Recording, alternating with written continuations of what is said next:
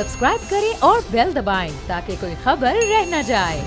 अगले सेगमेंट की जानिब नाज़रीन मैं बढ़ती हूँ और अब ज़रा बात कर लेते हैं उस मसले के जो हर साल ही मसला बन जाता है और जब से पाकिस्तान बना है कई मसाइल के हम शिकार हैं। चलें आगे चलकर इस पर बात करती हूँ क्योंकि ये बड़ा इंटरेस्टिंग सा इशू है। एक और भी इशू आज प्रोग्राम में मेरे पास मौजूद है और मैं चाह रही हूँ कि पहले ज़रा इस पर बात कर लें कि नौजवान किसी भी मुल्क के मुस्तकबिल का मेमार होते हैं। वो अपने वतन अपनी सरजमीन का मुस्तकबिल लिखते हैं। कोई भी कौम उस वक्त तक कामयाब नहीं हो सकती कि जब तक उनका नज़रिया विजन एक ना हो। हम तो पाकिस्तान में नाज़रीन 2 या 3 किस्म के तालीमी सिस्टम की बात करते हैं, मगर आज जो खबर आई है वो तो कुछ और ही बता रही है। यहाँ सिर्फ सिस्टम तब्दील नहीं है बल्कि जहन भी तब्दील किए जा रहे हैं। पाकिस्तान के बच्चों को अपने हीरोज़ के ख़िलाफ़, दीन इस्लाम के ख़िलाफ़ तालीम देकर क्या अचीव करने की कोशिश की जा रही है। सलाम है Punjab curriculum and text book board को जिसकी काविशों से दुश्मन की साजिश नाकाम हुई है। आज पंजाब टेक्स्ट बुक बोर्ड ने 100 से ज़ायद किताबों पर पाबंदी आयद कर दी है जिनमें मुल्क और मजहब के खिलाफ मवाद शामिल था। यहाँ तक कि डाकू बनाने की नज़में भी निजी स्कूल्स में पढ़ाई जा रही थी। पाकिस्तान के गलत नक्शे तक उन किताबों का हिस्सा थे। कायदे आज़म के बजाय प्राइवेट स्कूल्स में गांधी के अक़वाल पढ़ाए जाने का इंकशाफ हुआ है। MD Punjab curriculum and text book board ने फैसला किया है कि 10,000 किताबों की छानबीन की जाएगी। अब किसी को इजाज़त नहीं होगी कि वो मासूम जहनों में खुराफात भर सके। मगर ये काम कब से जारी था? कौन से स्कूल ऐसी किताबों को पढ़ा रहे थे? क्या उनके खिलाफ भी कोई कार्रवाई होगी? क्या पंजाब के बाद अब दीगर सूबे भी जागेंगे कि हमारे साथ O लेवल्स और दीगर नामों पर, दीगर एजुकेशन सिस्टम के नामों पर किस किस्म का खेल खेला जा रहा है? हमारे बच्चों के मासूम जहनों के साथ किस किस्म का खेल खेला जा रहा है? इसी पर बात करने के लिए मुझे प्रोग्राम में ज्वाइन करेंगे राय मंजूर साहब हैं जो कि MD हैं Punjab curriculum and text book board के। सर सबसे पहले तो आप मुबारकबाद के मुस्तहिक हैं। ये छोटा काम नहीं है, बड़ा काम है। आपने मुस्तकबिल के मेहमारों के जहनों को बचाने की एक कोशिश की है। सर ये पता चल सका है ये काम हो कब से रहा था? कितने बच्चों की ये मनफी जानिब जहन साजी हो चुकी? मिस किरण बहुत बहुत शुक्रिया, थैंक यू वेरी मच। ये बहुत ही आम इशू है जिस पर मुझे आपने लिया है और ऑनेस्टली मैं आपको बताऊं कि जितना खूबसूरत आपने इंट्रो दिया है, अगर मेरी बजाय आप भी इस पर अकेले भी बात करती तो शायद मेरे से बेहतर आप कर लेती, लेकिन बहुत शुक्रिया कि आपने मुझे मौका दिया। सूरत हाल ये है कि कुरिकुलम जो है ये ज़रा मुश्किल लफ्ज़ है, मतलब सलेबस जो होता है या निसाब पे एक किताब में क्या टॉपिक्स पढ़ाए जाएंगे।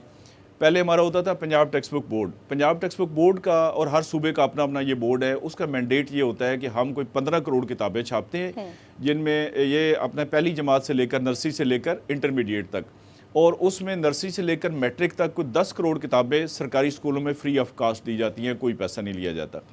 उसके अलावा कुछ प्राइवेट स्कूल ऐसे हैं जिन्होंने पंजाब टेक्स्ट बुक बोर्ड का ही सिलेबस लगाया होता है, यानी किताब हमारी होती है लेकिन वो कीमतन प्राइवेट वाले ख़रीदते हैं। अच्छा, तीसरी किस्म है जिस पे अभी हमने ये हाथ डाला है वो ये है कि जो प्राइवेट स्कूल हैं जो पंजाब टेक्स्ट बुक बोर्ड का सिलेबस नहीं पढ़ा रहे, वो अपनी किताबें लिखवाते हैं और कराते हैं। वो भी कानून के तहत कर सकते हैं लेकिन उसके लिए कुछ शराइत हैं। शराइत ये है कि हमारा ये जो बोर्ड है ये 2015 में ये 2 अथॉरिटीज़ मिला के टेक्स्ट बुक बोर्ड और कुरिकुलम, अब इसका नाम है Punjab curriculum and text book board. यानी सिलेबस और निसाब भी हम बनाएंगे और उसके बाद किताबों की जो प्रिंटिंग और छपाई और तकसीम है वो भी हम करेंगे। सही।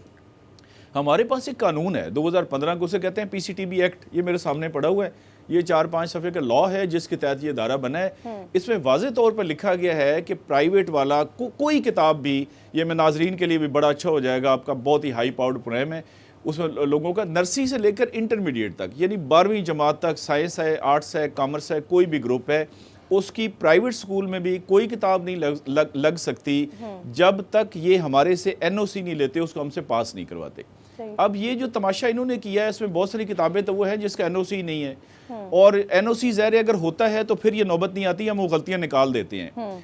इसमें 5 पैरामीटर्स हैं कि अगर उनमें जो अभी आपने बयान फरमाए उसमें यह है कि वो 5 पैरामीटर इस कानून में लिखे हुए हैं कि अगर किसी किताब में इस्लाम के ख़िलाफ़ बात हो या पाकिस्तान के ख़िलाफ़ बात हो, सलामती पाकिस्तान की दिफा सालमियत, या कोई ऐसी बात जिससे अमने आमा ख़तरे में पड़ जाए, मिसाल के तौर पर फ़िरका परस्ती है, सूबाई तअस्सुब है, नस्ली कोई बात हो गई वगैरह, और एक ये है कि अखलाकियात के ख़िलाफ़, और आखिरी बात यह है कि कोई ऐसा मवाद जो इम्तिहान पर असरअंदाज हो। ये खुलासे और गाइडें कुछ बहुत ही गैर मेयारी हैं। आपने रिक्शों में देखा होगा, लिखा होगा कि जी हफ्ते में BA की तैयारी करवाएं। अब इन पाँचों में से ये कानून ने बता दिया कि इन पाँचों में से अगर किसी जगह पे भी गड़बड़ है तो हम उस किताब को बैन करेंगे और उस किताब को प्राइवेट स्कूल में नहीं चलने देंगे। और ये चल रही थी। मैंने फिर अपने तौर पे फैसला किया, क्योंकि नॉर्मली हमारा तरीकाकार गवर्नमेंट का यही रहा है अनफॉर्चुनेटली कि जब कोई बात मीडिया में बहुत ज़्यादा आ गई तो हमने जान छुड़ाने के लिए किसी एक आध किताब को बैन कर दिया। अच्छा, मुझे अब ये ये बताइए 10,000 किताबें तकरीबन हैं।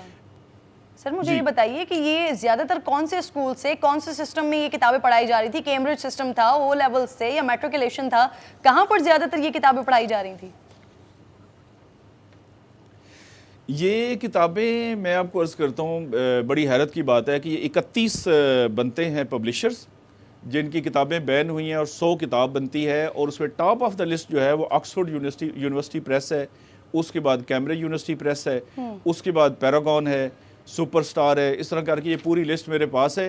तो आप अंदाज़ा कर लें कि मतलब हमारी जो किताबें जो हम ये पंजाब टेक्स्ट बुक बोर्ड की छापते हैं उसकी प्राइस 200, 250, 150 पूरी क्लास की बनती है। हमारी जो महंगा तरीन सेट है पंजाब टेक्स्ट बुक बोर्ड का, जो लोग ख़रीदते हैं, वो ये है कि कोई 2 रुपये 9 पैसे डेली उसकी कीमत बनती है। यानी 2 रुपये रोज़ाना खर्च करें तो आप हमारी मैट्रिक की सबसे महंगी किताबें पढ़ सकते हैं। इनकी एक एक किताब आपको पता है 4,000 की, 5,000 की, 3,000 की आप किताबें लेने जाएं तो आपकी महीने की सैलरी चली जाती है। और हालत यह है कि जो आपने इसमें चीज़ें बयान की हैं, मैं उसके अलावा ऐसी चीज़ें हैं कि मैं TV पे बैठ के बात नहीं कर सकता।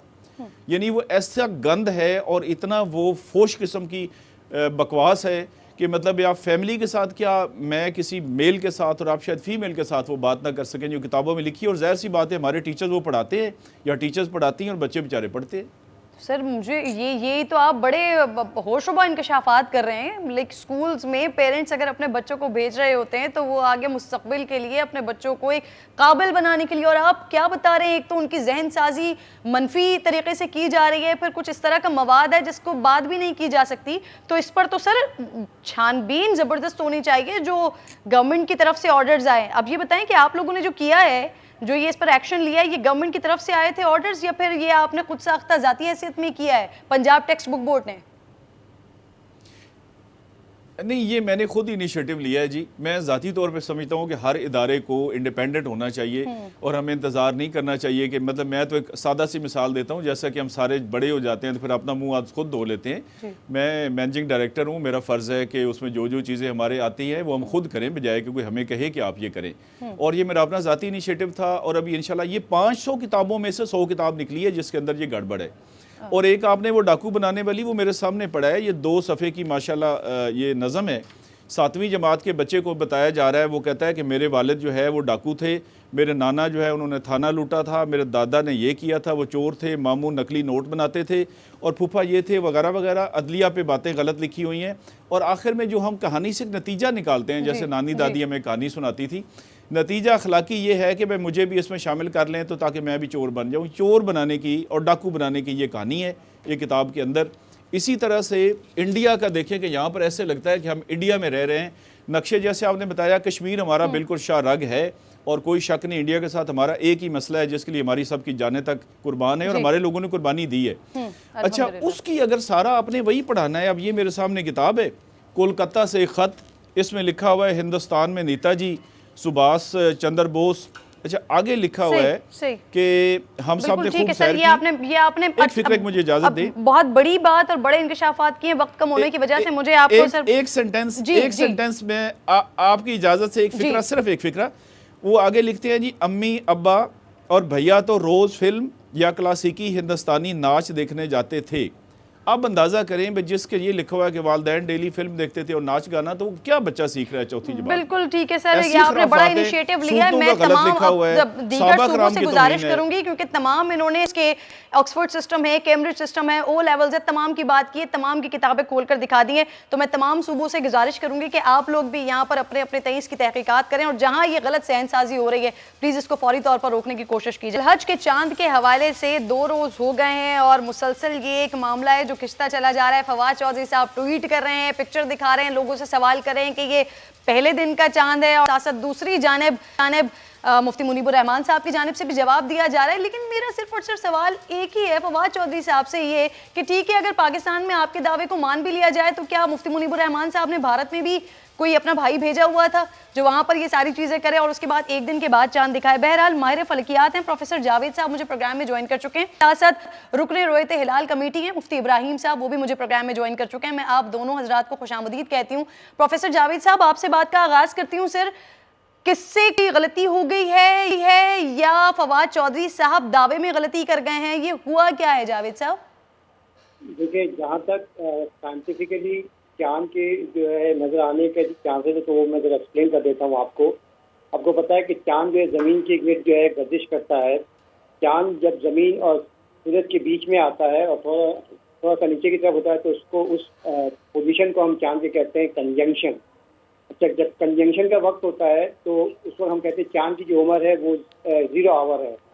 एक कंजंक्शन से दूसरे कंजंक्शन में जब दोबारा वापस आता है तो वो तकरीबन 29 डेज और 12 घंटे में ये कंप्लीट करता है। इसकी वजह से चांद की जो है कमरी महीना या तो 29 तारीख को होता है या 30 तारीख को होता है। जब कंजंक्शन होता है तो उस वक्त जो है चांद का जो है डार्क हिस्सा है वो ज़मीन की तरफ होता है, ब्राइट हिस्सा सूरज की तरफ होता है, तो चांद उस वक्त हमें नजर नहीं आता। कंजंक्शन के बाद तकरीबन 18 से 20 घंटे के बाद चांद ज़मीन में नजर आता है। तो लेकिन चांद नजर आने के लिए इसको हम कहते हैं चांद की उम्र, ठीक है। तो 18 घंटे पुराना चांद हो या 20 घंटे पुराना हो तो चांद नजर आने के कुछ इम्कान होते हैं। लेकिन चांद नजर आने के लिए सिर्फ एक पैरामीटर यानी उसकी एज जरूरी, एज से नहीं पता चलता है हमें चांद नजर आएगा कि नहीं आएगा। एज कह रहे हैं या जैसे जैसे चांद की एज में इंक्रीज होती है तो उसकी जो ड्रिफ्ट होती है ना क्रिसेंट की, वो इंक्रीज हो जाती है। तो ये सब इसको कहते हैं हम इंट्रिंसिक प्रॉपर्टीज कहते हैं, या उसकी ब्राइटनेस में इजाफा होता चला जाता है। लेकिन जो दूसरी प्रॉपर्टी है वो बहुत इंपॉर्टेंट है, जिसको हम ये कहते हैं कि होराइजन से वो कितने डिग्री ऊपर है, उसको हम एस्ट्रोनॉमी के लैंग्वेज में एल्टीट्यूड कहते हैं। जैसे कराची के लिए अगर 9 डिग्री एल्टीट्यूड हो तो नजर आने के काफी चांसेस होते हैं, वैसे 1 डिग्री पे ही नजर आ सकता है। मुझे ये बताइएगा जावेद साहब, ये जो दूरबीन का इस्तेमाल करते हैं मुफ्ती साहब, फवाद चौधरी साहब दावा करते हैं कि ये दूरबीन बहुत पुरानी हो चुकी हैं, तो क्या इससे चांद देखा नहीं जा सकता? सर जी देखें, मैं आपको थोड़ा कंप्लीट कर लूँ कि जहाँ तक ये जो अभी ज़िलहिज्जा का चांद था, तो उस वक्त जो चांद की जो पोजीशन थी वो तकरीबन जो है 9 डिग्री पर था, एल्टीट्यूड पे था, और हालांकि 21 घंटे पुराना हो चुका था। तो चांद तो डेफिनेटली आसमान में मौजूद था, लेकिन चूंकि बादल मौजूद थे तो बादल मौजूद होने की वजह से चांद हमें नजर नहीं आया।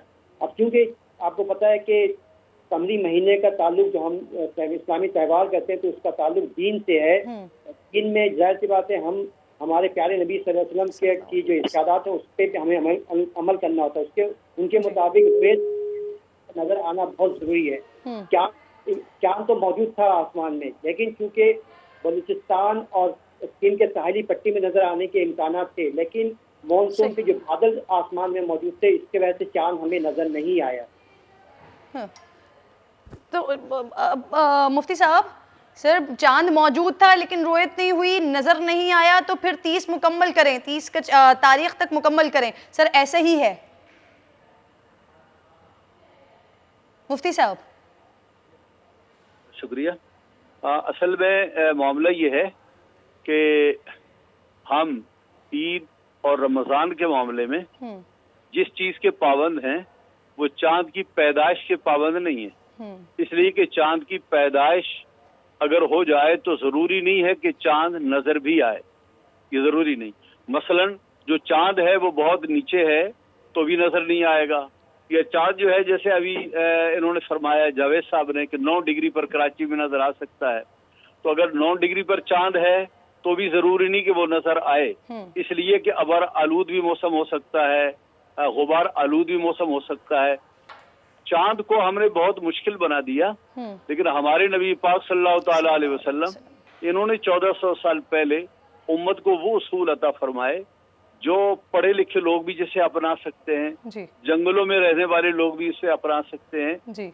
इसलिए कि हमारा दीन बहुत ही सहल दीन है। नबी पाक सल्लल्लाहु ताला अलैहि वसल्लम का इसके बारे में एक फार्मूला है, वो फार्मूला हमें नहीं भूलना चाहिए।